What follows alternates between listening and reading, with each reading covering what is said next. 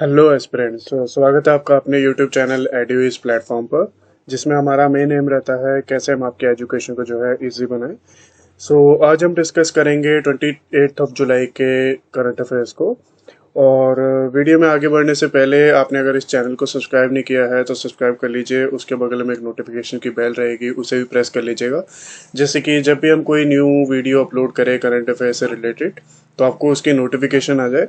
और वीडियो को लाइक कर लीजिएगा। कोई डाउट हो किसी पर्टिकुलर टॉपिक पे आप वीडियो चाहते हो तो आप कमेंट कर सकते हैं कमेंट सेक्शन में। हम डेफिनेटली उस पर्टिकुलर टॉपिक पे वीडियो लेके आएंगे। और अपने दोस्तों के साथ शेयर कीजिएगा जो भी किसी कॉम्पिटिटिव एग्जाम की तैयारी कर रहे हो। डिस्कस करते हैं आज के करंट अफेयर्स यानी कि 28 जुलाई के। ये है आज का फर्स्ट क्वेश्चन। जैसे कि सेकंड एडिशन होने जा रहा है ग्लोबल ईएसजी कॉन्फ्रेंस का। ये कौन सी कंट्री में हुआ है? तो ये हुआ है दुबई में। दुबई में ये बेसिकली ये second edition global ESG conference का हुआ है। सो जैसे कि 26 जुलाई को जो है ये ग्लोबल ईएसजी कॉन्फ्रेंस 2.0 इसका सेकंड एडिशन हुआ है। ऑर्गेनाइज किया था Indian chambers of commerce and industry ने, जिसमें डिस्कस किए गए थे कुछ टॉपिक जैसे कि सोशल एंड गवर्नेंस, मतलब essential topics of social and governance ESG practices, जिसे शॉर्ट फॉर्म में बोला जाए, और एनवायरनमेंट के बारे में, एनवायरनमेंट इन बिजनेस। और ये हुई थी 26 जुलाई को दुबई में, यूनाइटेड अरब एमिरेट्स में। और इस कॉन्फ्रेंस का जो मेन एम था डिस्कस करना एनवायरमेंटल जस्टिस और सोशल गवर्नेंस फैक्टर्स के बारे में, यानी कि ईएसजी। और इसमें जो है एक स्ट्रेटेजिक बिजनेस डिसीजन के बारे में डिस्कस करना, और इसमें एक सस्टेनेबल डिसीजन मेकिंग, एक फाइनेंशियल इंफ्रास्ट्रक्चर के बारे में भी डिस्कस करना। बेसिकली ये था इस कॉन्फ्रेंस के बारे में। सो हाल ही में जो है आर्मी पोस्टल सर्विस ने एक इनोग्रेशन की है परमानेंट आधार एनरोलमेंट सेंटर की। जैसे कि जो न्यू दिल्ली का जो सेंट्रल बेस पोस्ट ऑफिस है मतलब इंडियन आर्मी का, उसमें 26 जुलाई को जो है आर्मी पोस्टल सर्विस ने एक परमानेंट आधार एनरोलमेंट सेंटर यानी कि PAEC को इनोग्रेट किया है। जिसमें कि मेन एम जो है इसके इनोग्रेशन के लिए वो ये है कि जितने भी मिलिट्री पर्सनल हैं, मिलिट्री के जितने भी सोल्जर्स और उनकी फैमिलीज हैं, उनको जो है ये मतलब आधार रिलेटेड कुछ भी मतलब क्वेरी हो या सर्विसेज हो, आधार रिलेटेड सर्विसेज जो है ना बेसिकली प्रोवाइड की जा रही है इसके थ्रू। जैसे कि इसमें डिविजनल पोस्ट ऑफिसेज हैं, मतलब 48 आइडेंटिफाइड लोकेशन में जो है ये बेसिकली ये परमानेंट आधार एनरोलमेंट सेंटर जो है ये सेटअप किया गया है। बढ़ते हैं आगे। जैसे हाल ही में जो है सेंट्रल गवर्नमेंट ने प्लान किया है ऑर्गेनाइज करने का मेरी माटी मेरा देश प्रोग्राम अक्रॉस द कंट्री। जैसे कि सेंट्रल गवर्नमेंट ने अनाउंस किया है नेशन वाइड कि मेरी माटी मेरा देश प्रोग्राम जो है वो स्टार्ट किया जाएगा 9 अगस्त से लेके 15 अगस्त तक। इसी साल जो है ये 9 अगस्त से लेके 15 अगस्त तक ये बेसिकली ये प्रोग्राम स्टार्ट किया जाएगा। ये बेसिकली है जो एक महोत्सव जो मनाया जाता है, बेसिकली आज़ादी का अमृत महोत्सव। उसके लिए जो है ये मेरी माटी मेरा देश प्रोग्राम जो है इसे ऑर्गेनाइज किया जाएगा। और इस मतलब रिपोर्ट में ये भी कहा गया है कि 7500 कंस्टिट्यूंसी से यूथ को सिलेक्ट किया जाएगा और उन्हें इकट्ठा किया जाएगा कर्तव्य पथ न्यू दिल्ली लोकेशन में to celebrate this grand event. इसमें जो है बेसिकली इस इवेंट में जो है बेसिकली डिफरेंट विलेजेस से, डिफरेंट मतलब अलग अलग गांव से, अलग अलग ग्राम पंचायत से जो है मिट्टी लाई जाएगी, जिससे जो है इस आज़ादी के अमृत महोत्सव में उसकी मतलब एक तरह से वर्शिप यानी कि पूजा की जाएगी।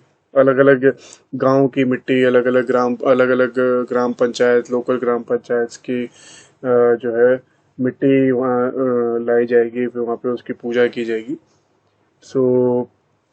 ये है इस प्रोग्राम के बारे में। और बढ़ते हैं आगे, जैसे कि यूनियन होम मिनिस्टर ने जो है हाल ही में लॉन्च किया है एक यूनिक इनिशिएटिव जिसका नाम है मेरा गांव मेरी धरोहर। सो ये किया गया है इनोग्रेट, ये लॉन्च किया गया है न्यू दिल्ली लोकेशन में।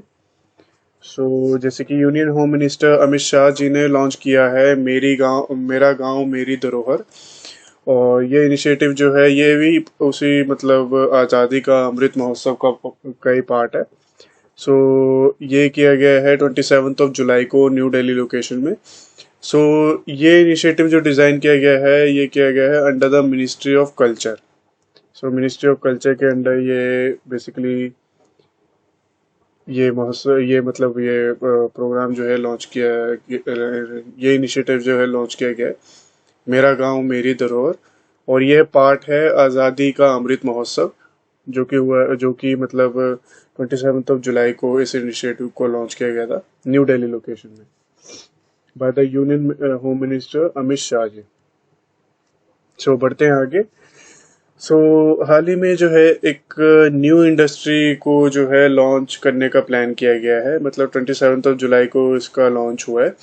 सो इस इंडस्ट्री का नाम देखें तो शॉर्ट फॉर्म जो है इसकी RECEIC है। और फुल फॉर्म जो है वो है resource efficiency and circular economy industry collision.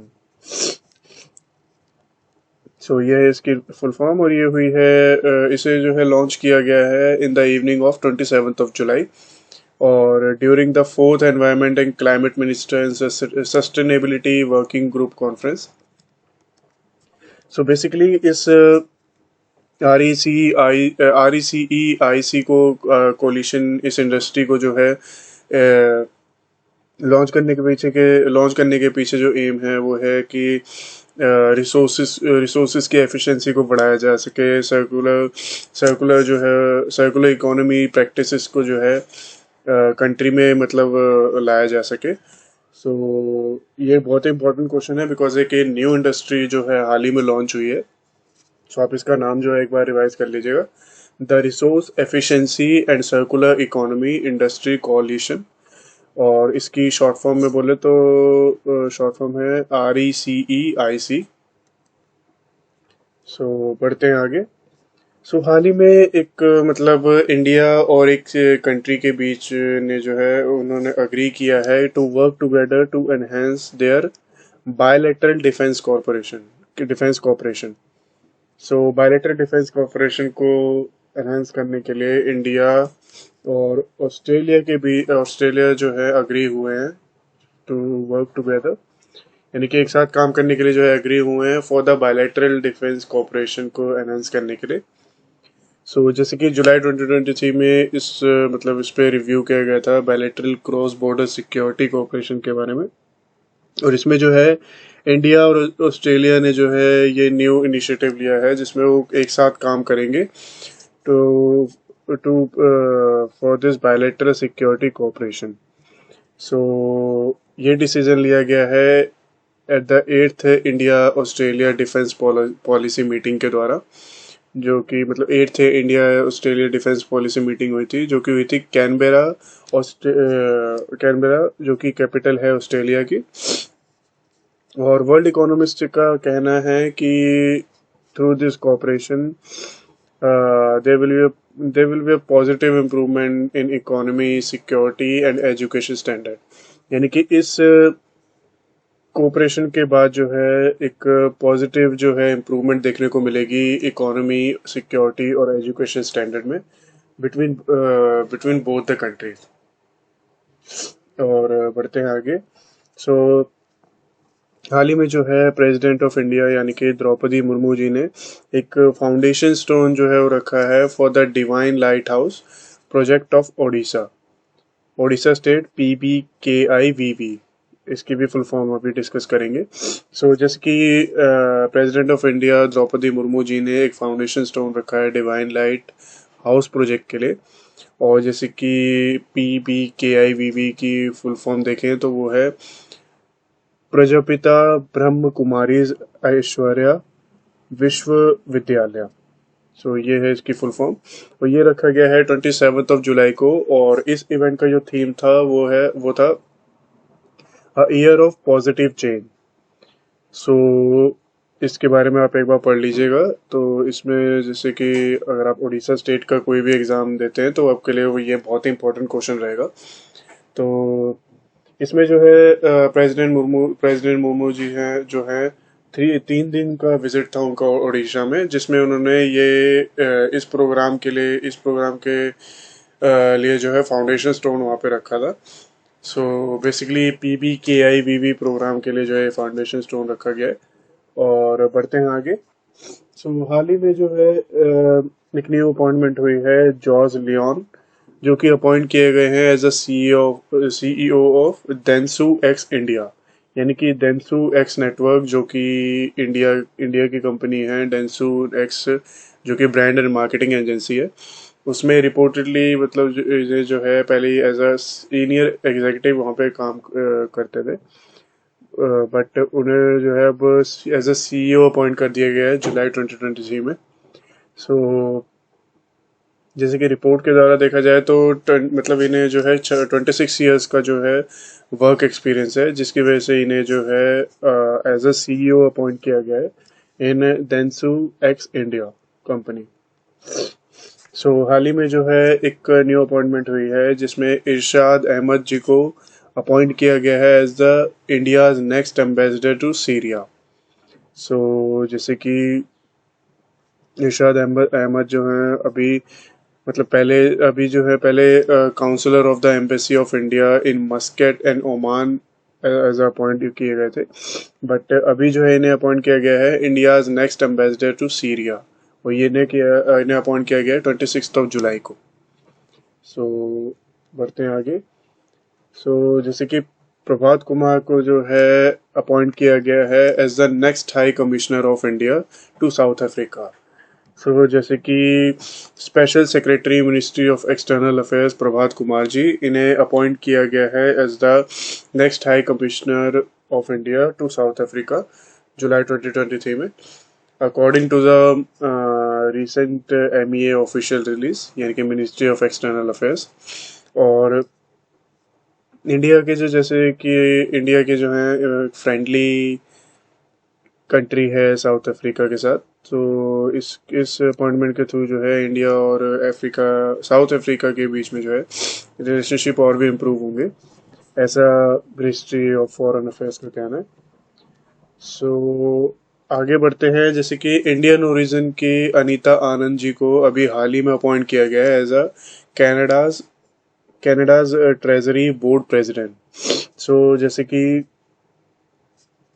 Canada के cabinet reshuffle Canadian prime minister Justin Trudeau ने अपॉइंट किया है इंडियन ओरिजिन की अनीता आनंद को from the ministry of defence as a president of treasury board in July 2023। So जैसे कि अनीता आनंद जी के बारे में बताया देखा जाए तो वो उन्हें एज अ इलेक्ट किया था as a member of parliament Oakville constituency का फर्स्ट टाइम इन 2019। सो एक न्यू MOU साइन हुआ है हाल ही में इंडिया AI एंड मेटा के बीच में, जिसमें जो है प्रमोट किया जाएगा इंडिया में AI टेक्नोलॉजीज को। सो ये MOU किया गया है between the central digital India corporation. उन्होंने साइन किया है MOU 26 जुलाई को विद इंडिया AI। ये एक IBD फर्म है अंडर मेटा। तो इस कोलैबोरेशन के थ्रू जो है आर्टिफिशियल इंटेलिजेंस को जो है प्रमोट किया जाएगा, मतलब आर्टिफिशियल इंटेलिजेंस में जो है और डेवलपमेंट लाई जाएगी इंडिया में। सो बढ़ते हैं आगे। सो आज का जैसे कि ये लास्ट क्वेश्चन है, तो वर्ल्ड नेचर कंजर्वेशन डे जो है वो ऑब्जर्व किया जाता है 28 जुलाई को। So basically world nature conservation day ये ऑब्जर्व किया जाता है 28 जुलाई को एवरी ईयर। और इसमें जो है बेसिकली ये जो डे है इसे सेलिब्रेट किया जाता है टू क्रिएट अवेयरनेस, मतलब एक अवेयरनेस लाई जा सके लोगों के बीच में, जो कि नेचुरल एनवायरनमेंट और उनके रिसोर्सेज की इम्पोर्टेंस को, मतलब उनके नेचुरल एनवायरनमेंट की इम्पोर्टेंस को दिखाने के लिए जो है बेसिकली ये वर्ल्ड नेचर कंजर्वेशन डे जो है ऑब्जर्व किया जाता है। और इस बार जो इस डे की जो थीम थी वो थी, इस डे की जो थीम है वो है forest and livelihoods sustaining people and planet. मतलब कि फॉरेस्ट और लाइवलीहुड जो है वही पीपल, मतलब वही लोगों को, प्लेनेट को जो है सस्टेन, यानी कि मतलब बेसिकली सस्टेन करके रखते हैं। और ये था आज का लास्ट क्वेश्चन। सो मिलते हैं आपको कल एक न्यू करंट अफेयर्स के साथ 29 जुलाई के। और तब तक के लिए आपको अगर ये वीडियो अच्छी लगी है तो लाइक कीजिए, कोई भी डाउट हो किसी भी पर्टिकुलर टॉपिक पे आप वीडियो चाहते हो तो कमेंट कीजिएगा, हम डेफिनेटली उस पर्टिकुलर टॉपिक पे वीडियो लाएंगे। और शेयर कीजिएगा अपने दोस्तों के साथ इस चैनल को, और चैनल को सब्सक्राइब कर लीजिएगा, नोटिफिकेशन की बेल प्रेस कर लीजिएगा। और मिलते हैं आपको कल 29 जुलाई के करंट अफेयर्स के साथ। तब तक के लिए टाटा एंड बाय।